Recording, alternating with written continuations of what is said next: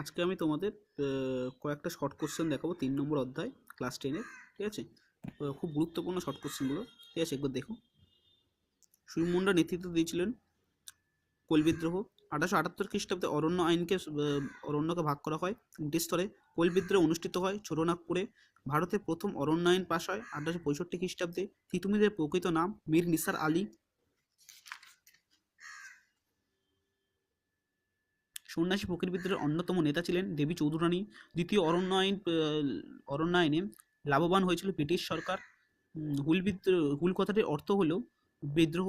ঔপনিবেশিক অরণ্য আইনের বিরুদ্ধে সংগঠিত একটি আদিবাসী বিদ্রোহ হলো কোল বিদ্রোহ।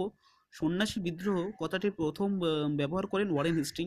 সব থেকে দীর্ঘস্থায়ী কৃষক বিদ্রোহটি হলো সন্ন্যাসী ফকির বিদ্রোহ। জঙ্গলমহল নামে একটি পৃথক জেলা গঠন করা হয়েছিল চুয়ার বিদ্রোহের পর। ঔপনিবেশিক অরণ্য আইন বিরুদ্ধে সংগঠিত আদিবাসী বিদ্রোহটি হলো মুন্ডা বিদ্রোহ।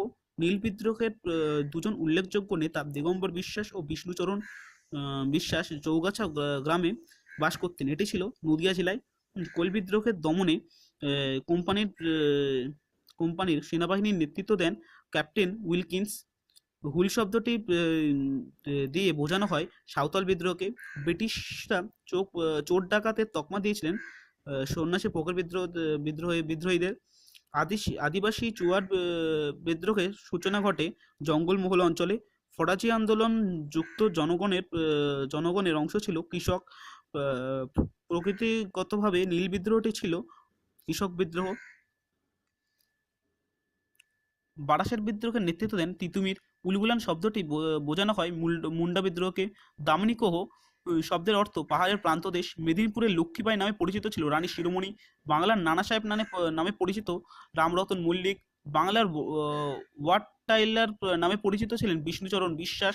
খুদকাঠি প্রথা যে সমাজে প্রচলিত মুন্ডা। নীল কমিশন গঠিত হয় 1860 খ্রিস্টাব্দে।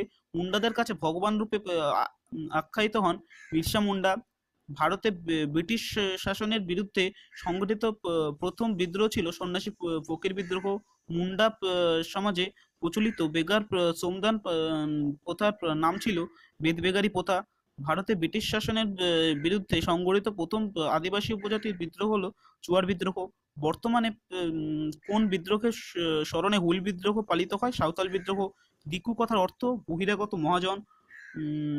যে বিদ্রোহের ফলে দক্ষিণ পশ্চিম সীমান্ত এজেন্সি নামে একটি পৃথক প্রশাসনিক অঞ্চল গঠিত হয় কোল বিদ্রোহ। চুয়ার শব্দের অর্থ অসভ্য বর্বর।